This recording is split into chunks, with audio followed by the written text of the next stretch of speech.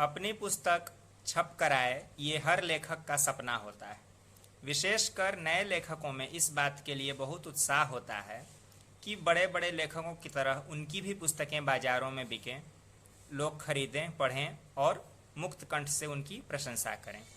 बहुत अच्छी बात है, ऐसा सपना देखना भी चाहिए, क्योंकि आप सपने देखेंगे तभी उसको पूरा करने के लिए काम भी करेंगे। लेकिन कुछ ऐसी बातें हैं जिनका ध्यान पुस्तक लिखने से पहले नए लेखकों को ज़रूर रखना चाहिए। जैसा कि आप लोगों को पता है, मेरे इस चैनल पर नए लेखकों को ध्यान में रखकर ही सामग्री अपलोड की जाती है। उनको क्या करना चाहिए इस बात का ध्यान रखा जाता है। तो इस वीडियो में हम यही समझने की कोशिश करेंगे कि पुस्तक लिखने से पहले हमें क्या कुछ करना चाहिए।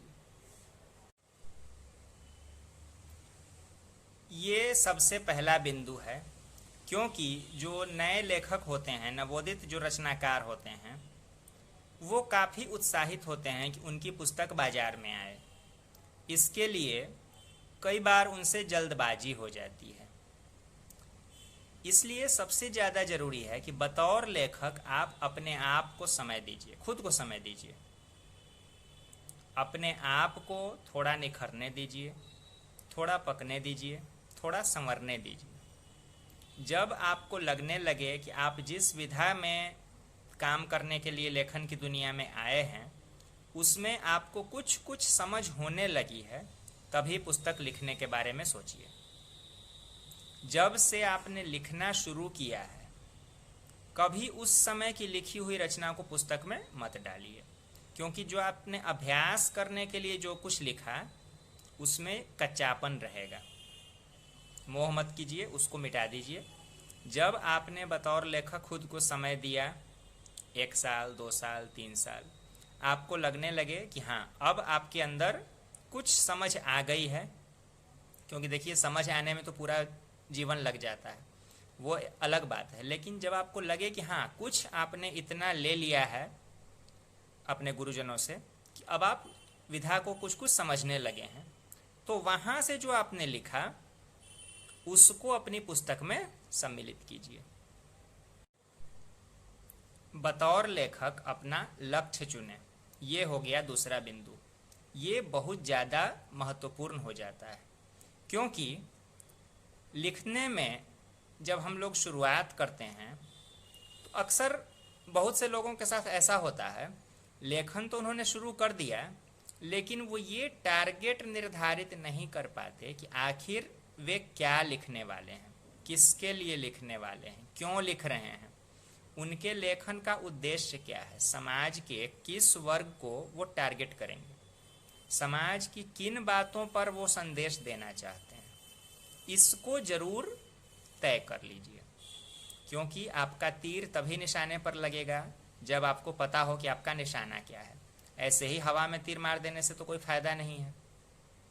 आपकी 1 पुस्तक, 2 पुस्तक, 3 पुस्तकें, जितनी भी पुस्तकें आ रही है, हर पुस्तक का बतौर लेखक अपना लक्ष्य होना चाहिए। आपकी हर पुस्तक का लक्ष्य अलग अलग हो सकता है, लेकिन हर एक पुस्तक का अपना एक निश्चित लक्ष्य होना चाहिए बतौर लेखक। ये चीज़ आपके पाठकों को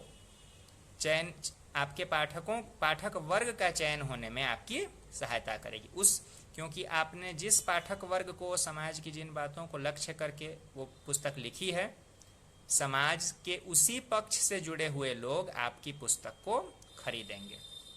इससे आपका एक पाठक वर्ग बनेगा, आपकी उस पुस्तक का एक पाठक वर्ग बनेगा। तो इस बात का जरूर ध्यान रखें।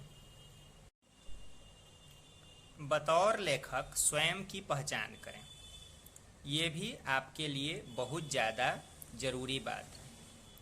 ये मैं इसलिए कह रहा हूँ क्योंकि देखिए, जब आप नया नया लिखना शुरू करते हैं, किसी न किसी गुरु या एक से ज़्यादा वरिष्ठ साहित्यकारों के पास जाते हैं, आपने सबसे थोड़ा थोड़ा थोड़ा थोड़ा लिया, कुछ उससे सीखा, कुछ उनसे सीखा, कुछ उनसे सीखा। इसमें आपको ये ध्यान रखना है कि बतौर लेखक आप अपने आप को बचा के रखिए, अपनी पहचान को बचा के रखिए। ऐसा ना हो जाए कि अलग अलग लोगों से सीखते सीखते आप उन्हीं लोगों की तरह बन जाएं। आपको सीखना सबसे है, करना अपने मन का है, क्योंकि जो बात आप में है वो किसी और में नहीं है। आप कितने भी नए लेखक हों, अगर आप में अपनी विशेषता को आपने भुला दिया तो समझिए आप भटक गए। गुरुओं का काम निर्देश देना होता है, उनका निर्देश लीजिए, गंभीरता से वे जो कहते हैं उसको सुनिए, समझिए। लेकिन आप स्वयं जो हैं, किसी भी विषय पर आप स्वयं किस तरह से सोचते हैं, उस सोच को, अपनी उस पहचान को कभी मिटने मत दीजिए। इससे आपकी पुस्तक मौलिक बनी रहेगी। आत्म केंद्रित होने से बचिए, बिल्कुल, क्योंकि जो भी आप पुस्तक लिख रहे हैं उसमें आपको ध्यान रखना है, ऐसा ना हो कि पूरी पुस्तक में बस आप ही आप आ जाएं। ये बिंदु इस बिंदु से अलग है। यहाँ मैं अपनी खुद की पहचान को बनाए रखने और आपकी अपनी सोच की मौलिकता जो है उसको बनाए रखने की बात कह रहा हूँ, और इसमें कह रहा हूँ कि आत्म केंद्रित होने से बचिए। इसको इस तरह से समझिए कि कुछ लोग, कुछ ऐसे भी कवि होते हैं, मान लिया कि उन्होंने प्रेम पर, अपने व्यक्तिगत प्रेम पर से उनको जो अनुभव मिला उस पर उन्होंने कोई पुस्तक लिखी। उस पुस्तक में 100 कविताएं हैं। तो पहली कविता में उनको इस बात का जिक्र है कि जब अपनी प्रेमिका से वो पहली बार मिले तो क्या हुआ, उन्होंने क्या सोचा, प्रेमिका ने क्या सोचा, इस पर एक विषय हो गया। अब अगली बार वो लिख रहे हैं कि प्रेमिका के घर जब पहली बार गए तब क्या हुआ, उसमें क्या हुआ, प्रेमिका ने कोई उपहार दिया तब क्या हुआ। मतलब उनकी 100 की 100 कविता उनके और उनकी प्रेमिका के बीच अलग अलग दृश्यों का एक भावुक, या फिर जैसा भी वर्णन वो कर रहे हैं, गंभीर वर्णन कर रहे हैं, भावुक वर्णन कर रहे हैं, तो उसी पर केंद्रित है। थोड़ा सोचिए कि आपकी लव स्टोरी से समाज को क्या लेना देना। नहीं, प्रैक्टिकल बात है। आपकी लव स्टोरी आपके लिए चाहे जितनी महत्वपूर्ण हो, उसको समाज से उसको कोई बहुत ज़्यादा लेना तो है नहीं। अब आप किसी को वो किताब दे देंगे और सामने बैठ जाएंगे कि बोलो भाई कैसा है, मुंह पर तो आपको कह ही देगा कि हाँ बहुत बढ़िया किताब है, पीछे में कहेगा कि उसने बकवास की है, बस अपना ही बात लिख के, कुछ से कुछ लिख के भाग गया है। तो आत्म केंद्रित हमको नहीं होना है। जिस विषय पर लिखा है उसमें एक समग्र सोच रखिए, समग्र सामाजिक सोच रखिए, साक्षी बनकर काम कीजिए। जैसे किसी घटना को हम लोग साक्षी की नज़र से देखते हैं, उस हिसाब से अगर आप काम करके लिखेंगे, आपकी पुस्तक ज़्यादा बढ़िया बनेगी।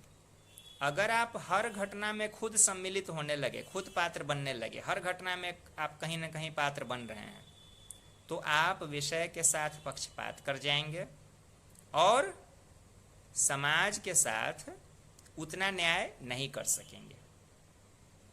पुस्तक आत्म केंद्रित हो जाएगी। इस चीज़ से भी हमको बचना है। आशा है इन बिंदुओं पर नए लेखक चिंतन मनन जरूर करेंगे। वीडियो पसंद आया हो तो लाइक कीजिए। कोई अगर आपकी नज़र में ऐसा है जो पुस्तक लिखने वाला है, कोई नया लेखक, वीडियो उसे शेयर कीजिए। मिलते हैं हम लोग अगले वीडियो में फिर किसी नए विषय के साथ।